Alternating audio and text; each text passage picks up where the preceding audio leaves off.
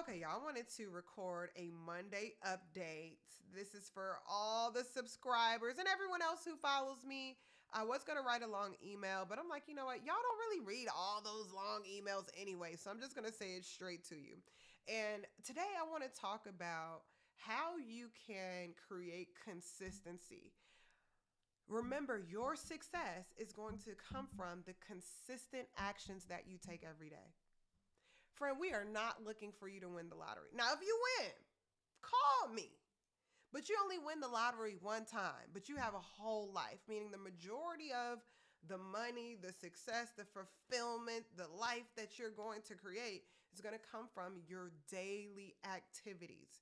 Now, here's the thing, we say that and we know what we want to do, but oftentimes we don't do that. Okay. Even the good Lord told us this. This is something that I love reading, and this is like the story of my life at times. Um, so if you go to Romans 7:19, it says, "For the good that I want, getting shape, muscles, abs, paying off your debt, um, eating healthy, spending more time with your kids, taking you out that family vacation, you know, learning how not to be a rageaholic, all the things that we want, all the things that we want, right? For the good that I want, I do not do." Like you said, you wanted to lose weight, but you went to Chick fil A for lunch. But I practice the very evil that I do not want. Meaning, we can have this thing that's burning in us. We know we want it, but we practice the exact opposite thing. And don't worry, we all do it. But I'm just going to give you just some quick tools on what to do about it. The first thing you have to do is you have to guard your heart, all right? So, I love this is one of my favorite proverbs. Proverbs 4:23. Above all else, meaning first and foremost, before you do anything else,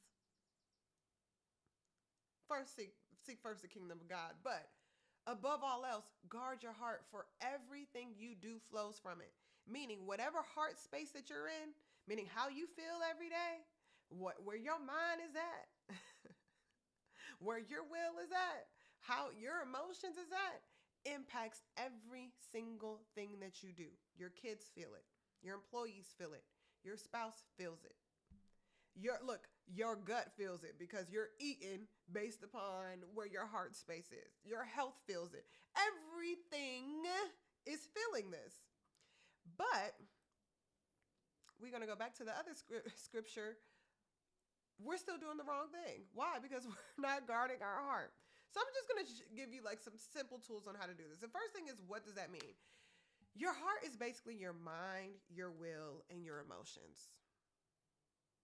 So when you guard your heart, you get your mind right. Your will is what you feel like doing, the actions you take, and your emotions, how you feel about it every day, right?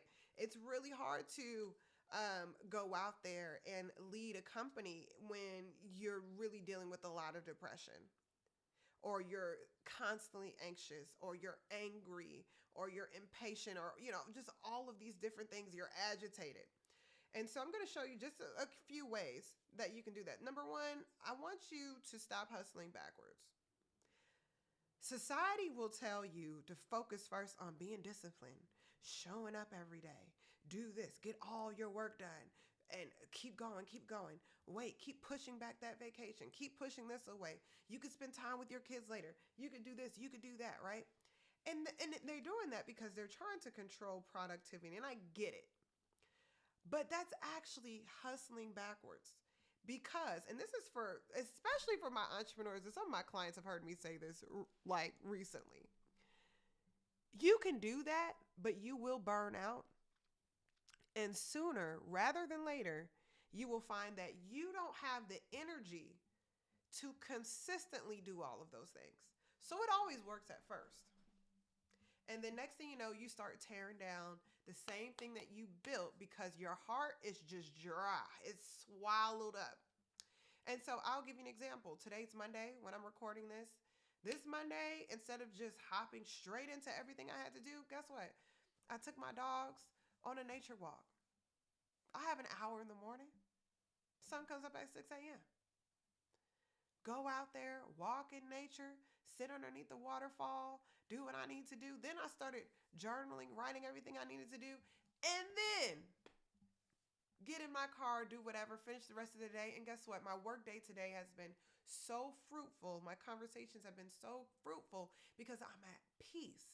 And this is very important for leaders because you guys are pouring out every day, but you're giving all this output without any input. So you're acting as though you're a machine. But guess what? Even machines don't work without input first. I mean, it needs to be told what to do. So you've got to put something in that life. You've got to just fill your cup up before you start just going and attacking this world and attacking your day. Why? Because you've got to show up for people in a really strong heart space. You've got to have the energy and the motivation and just prioritizing the output first is just a very, very good formula for you to burn out or for things to get really stale. Meaning you're doing the things, but you might as well be dead while doing it. I think that paints the picture enough for you. So focus on your input. So what are the things that you need to input? One, you need to give yourself some good spiritual food. For me, it's waking up, reading my Bible, listening to praise and worship music. I listened to some worship music this morning. It's really hard to be sad and be like, Lord, you good. Everything's good. Listening to whatever it is that you listen to, right? That's for me. It could be journaling, but basically it's filling your spirit up so that way you're prepared to spiritually walk in this world. Second thing is, I want to make sure that I fill my mind up. I love, on the way, to meeting with someone or starting my day, listening to something that's going to get my brain moving, learn some new information. I love listening to podcasts that just teach me something, get my mind moving, reading an excerpt from a book. Maybe you have a self-help book or a business book or a life book or something like that, where before you start, you could just read a chapter and just get your mind flowing. Sometimes I think the mind is like the mouth. The first words you speak, how they come out kind of like, and you realize they were the first words you spoke for that day. Or, how singers got to warm up their vocal cords, before they hit the stage. It's the same thing for your mind. Do something to fill your mind up. And then for your emotions, for me, is music and motion. For me, create emotions. So I may dance a little bit, sing some songs, do something to get me in the right emotional space to start my day. Or for me, being in a great emotional space is silence as well. Sometimes just having a silent morning where I can just speak my affirmations like I am above and not beneath. I am the head and not the tail. I live an abundant life, spiritually, emotionally, financially, relationally, in my business, and everywhere. It's just abundant, overflowing, right? I am the lender and not the borrower. I'm the rent lady. I don't pay the rent lady. All of these different things, right? That gets my emotions in the right place, right? Sometimes I say to myself, Yannick, you've made some amazing accomplishments. You're an amazing coach. So many people are benefiting from your direction. You know how to make people feel great about themselves so they can execute their purpose in this life and God's purpose for their life, and just saying these things to make sure I'm in the right emotional space before I come and meet with this world.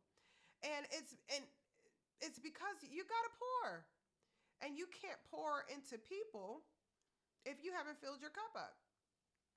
And then you go and you don't fill your cup up and you wonder why you're impatient and ugly to people. And this is really important because, especially for you business owners, the bigger the problem, the more money it pays. So if you're looking for a huge harvest, you're looking to make some serious guap. You've got to solve some big problems, and big problems come with big headaches. So you've got to do that. So that's the first part of not hustling backwards. The second thing is making sure, one of the well, I would say this: the second biggest way to guard your heart, or most important way, is to really watch what you consume. And we live in a society that is obsessed with consumption, especially if you're in the United States. We consume all day from social media. We consume messages all day and pictures and images and ideals. We consume what other people wants to motivate us to do.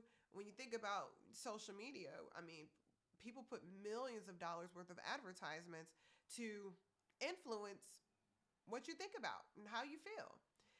So you have to really watch that. Watch your entertainment. Ask yourself if the way that you're being entertained is in alignment with what it is that you need to accomplish for that day.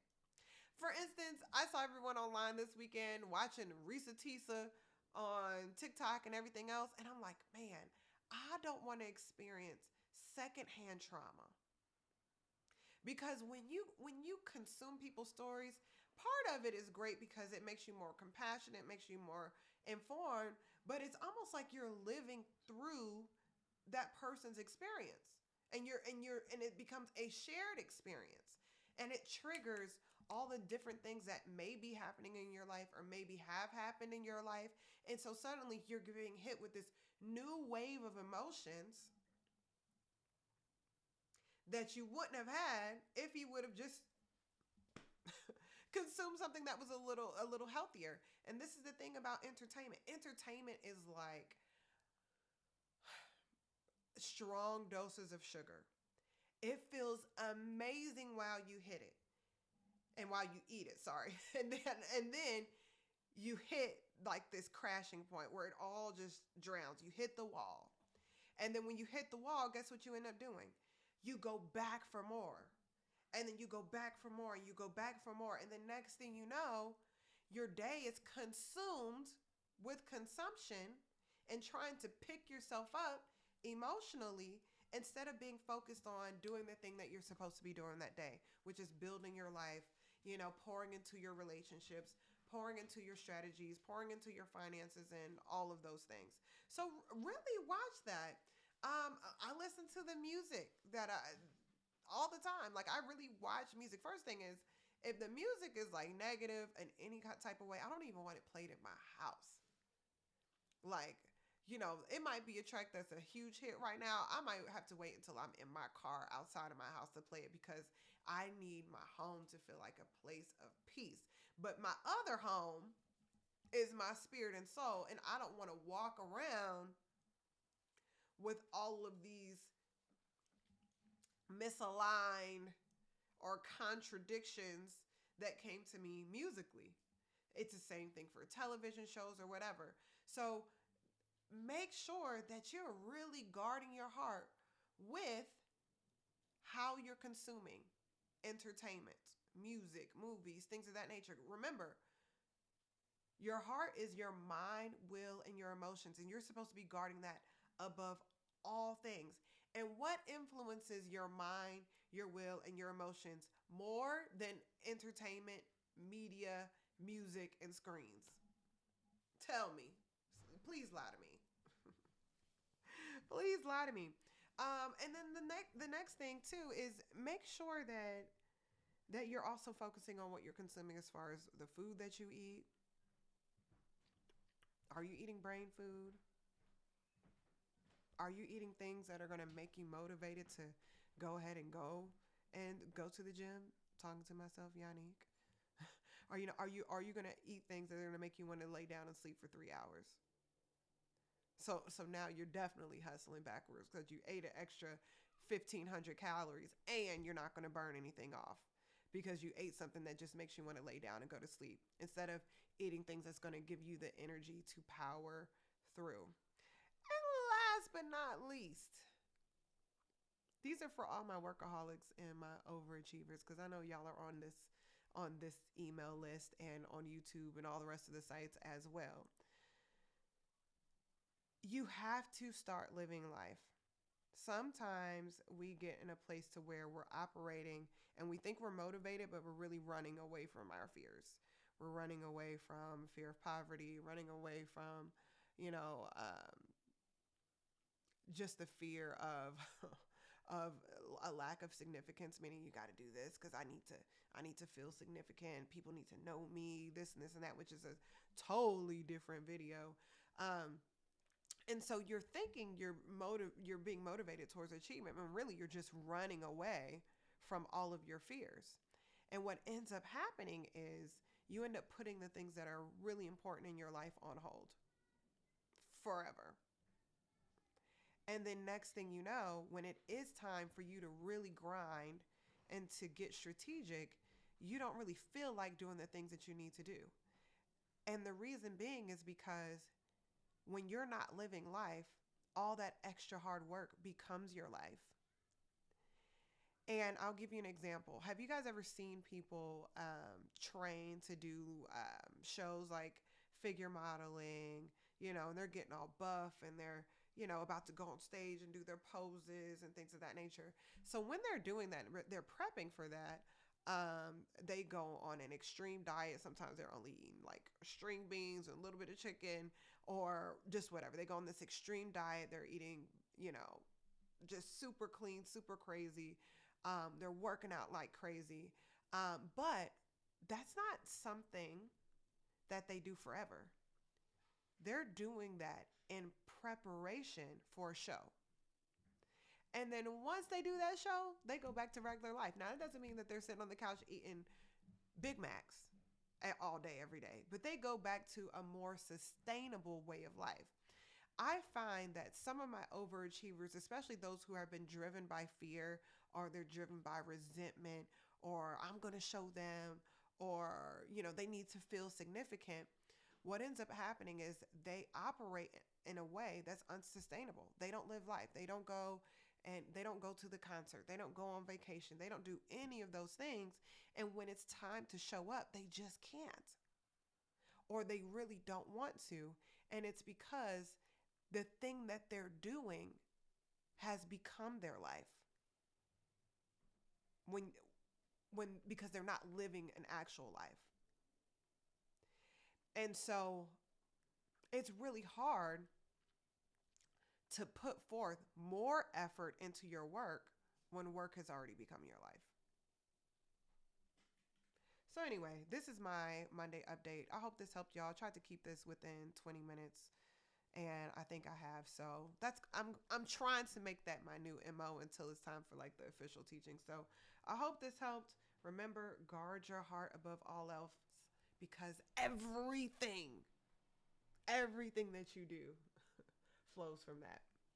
See y'all. Oh, also we have our meeting this Wednesday at 7 p.m. Eastern time in the New Luminaries. It's going to be a great topic. If you have not joined my mentorship group, join. This was only 18 minutes.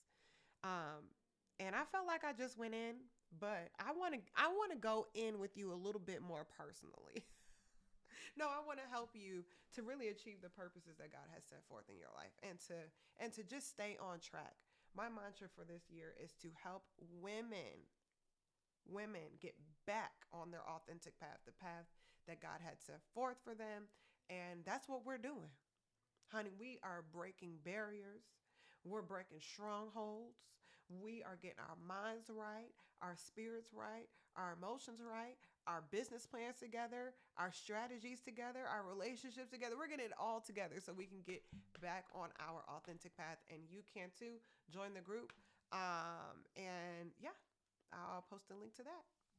Bye, y'all.